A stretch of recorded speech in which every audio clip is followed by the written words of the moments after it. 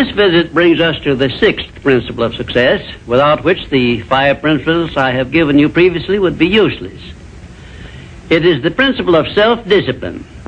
Self-discipline, as I am presenting it to you here, has reference not only to your mastery of negative habits, which stand in the way of your success, but more particularly to your development and enforcement of the positive habits you will need in order to avail yourself of the 6 assets you brought over with you in that sealed envelope I mentioned in our first visit.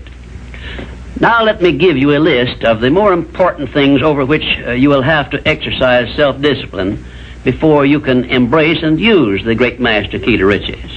1, you will have to gain mastery over your tongue by acquiring the habit of thinking first and then speaking after you are sure that what you say will benefit you and not injure others. A loose tongue often is one's greatest liability. 2, you will have to exercise self-discipline in mastering the common tendency to strike back at those at whom you have a cause, real or imaginary, for a grievance. You must remember that everything you do to or for another, you do to or for yourself, because your every thought and every act which benefits or injures another person comes back to you in kind, greatly multiplied. So, if you feel that you must slander another person, do not speak it, but write it. Write it in the sands near the water's edge, then move away from it until the tides have flown. 3, you will have to exercise self-discipline over all of your emotions, particularly your emotions of love, hate, fear, and sex. These are the big 4 of your emotions, and they can make you or break you according to the extent of discipline you exercise over them.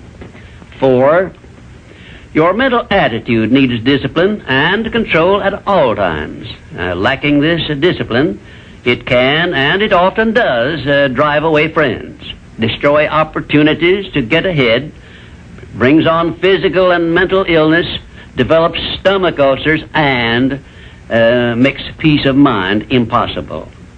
5, I have reserved the emotion of sex for special mention, because failure to exercise self-discipline over this emotion probably heads the list of all the causes of personal failure.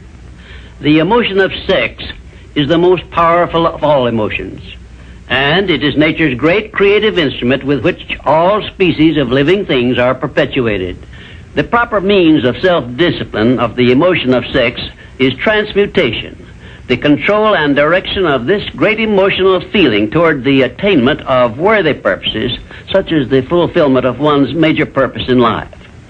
The great leaders, artists, orators, industrialists, and professional people have learned the art of sex transmutation through the proper system of self-discipline. Because of the delicacy of the subject of sex emotion, I am limited as to the information I can give you about it on this visit, but I have covered the subject much more in detail in some of my books. And 6, your stomach also needs discipline through the proper habits of dieting and fasting, because information on dieting and fasting should come from your own doctor. I will not go into details concerning them, except to call your attention to the need for knowledge on this subject. Personally, I attribute my sound physical health mainly to the habits of dieting and fasting which I have developed through the years. And 7, you will need to exercise self-discipline in relation to religion and politics, because our country, which is the most acceptable form of society civilization has yet produced, is made up of people of varying beliefs in connection with both of these subjects. To be happy and prosperous in our country, we must learn to live and to let live, to give others the privileges we ask and demand for ourselves. And this often calls for strict discipline over self. 8, but I have reserved until the last my reference to the most important circumstances over which you must exercise the strictest of self-discipline if you are to embrace and use the great master key to riches. I have reference to your profound privilege of taking possession of your own mind and directing it to whatever ends you may desire.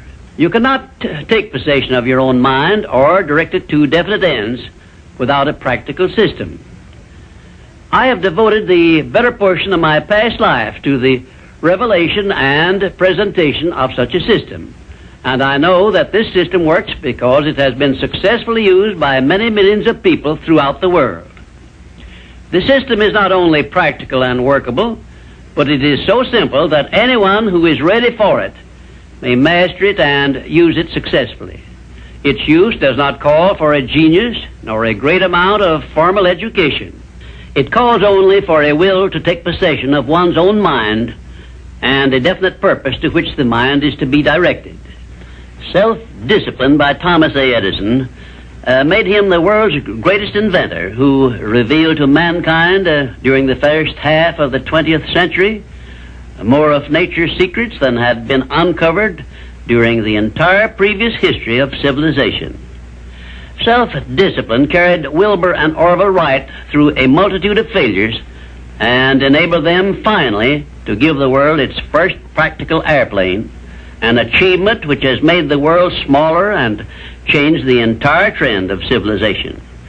Self-discipline helped Helen Keller to triumph over deafness, blindness, and dumbness, a combination of afflictions such as most people never experience.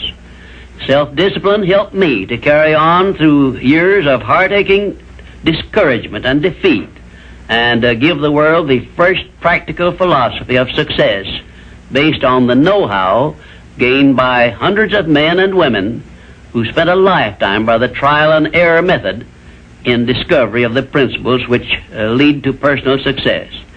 Self-discipline is among the top-ranking features of all the great religions, including, of course, the Christian faith.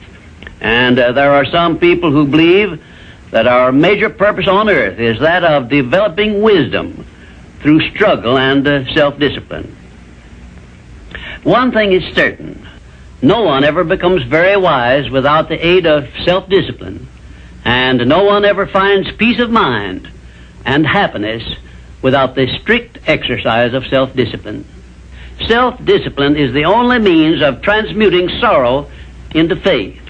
It is the only means by which we may transmute hatred of others into the milder emotion of sympathy for them. It is the only means by which we may reveal and profit by the seed of an equivalent benefit which comes with every adversity and every defeat. It is the only means by which we may shut out of our minds the deadly effects of past experiences of suffering and unpleasantness. And it is the means by which we may discover that other self we carry around with us, that self which has great capacity for belief and does not become influenced by failure and defeat. Self-discipline can give us freedom from the fear of death, the most difficult to master of all of our fears. It can free us from the disease of hypochondria, the fear of imaginary illness with which so many people suffer and sometimes die.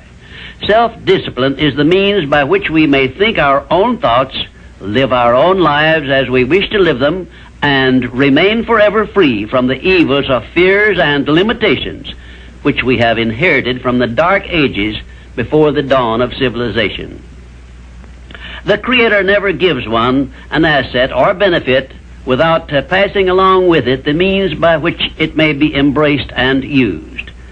Self-discipline, therefore, is the means by which the Creator provided us with a method of embracing and using the only thing over which we have unchallengeable control, the power of our own thoughts. And now, until our next visit, may I remind you that the habit of taking the line of least resistance makes all rivers and some men crooked.